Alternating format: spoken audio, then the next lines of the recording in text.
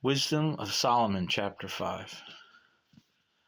Then the just man shall take his stand, full of assurance, to confront those who oppressed him and made light of all his sufferings.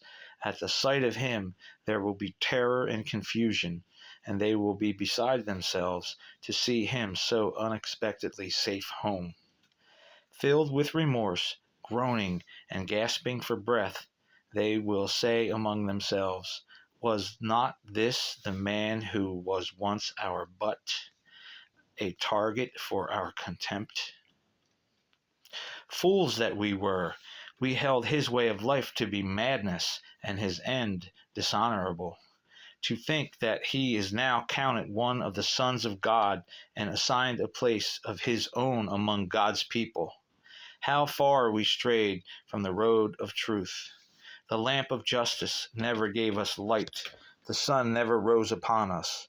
We roamed to our heart's content along the paths of wickedness and ruin, wandering through trackless deserts and ignoring the Lord's highway. What good has our pride done us? What can we show for our wealth and arrogance?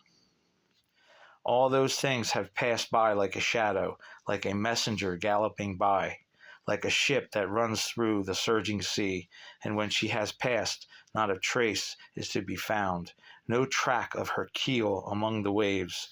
Or as when a bird flies through the air, there is no sign of her passing, but with the stroke of her pinions she lashes the insubstantial breeze and parts it with a whirl and a rush of her beating wings, and so she passes through it, and thereafter it bears no mark of her assault. Or as when an arrow is shot at a target, the air is parted and instantly closes up again, and no one can tell where it passed through. So we too ceased to be as soon as we were born. We left no token of virtue behind, and our wickedness we frittered our lives away.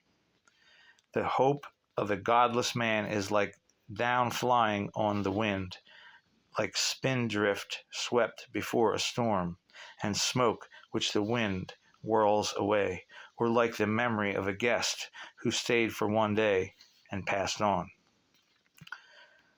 But the just live forever. Their reward is in the Lord's keeping, and the Most High has them in his care.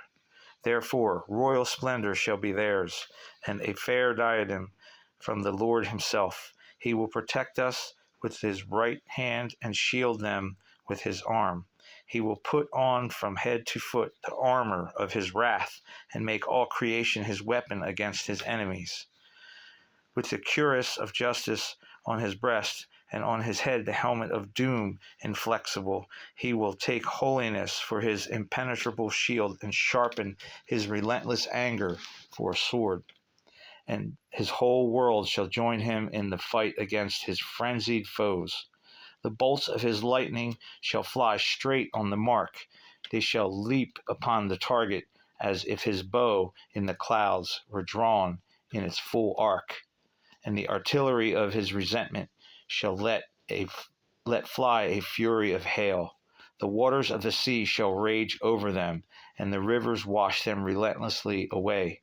A great tempest will arise against them, and blow them away like chaff before a whirlwind. So lawlessness will make the whole world desolate, and active wickedness will overturn the thrones of princes.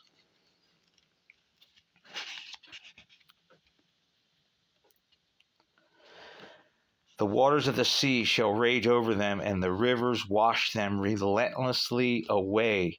A great tempest will arise against them, and blow them away like chaff before a whirlwind. I reiterate, because I was in Hurricane Helene and saw the rivers wash away. I saw the tempests. I saw the trees snapping like twigs.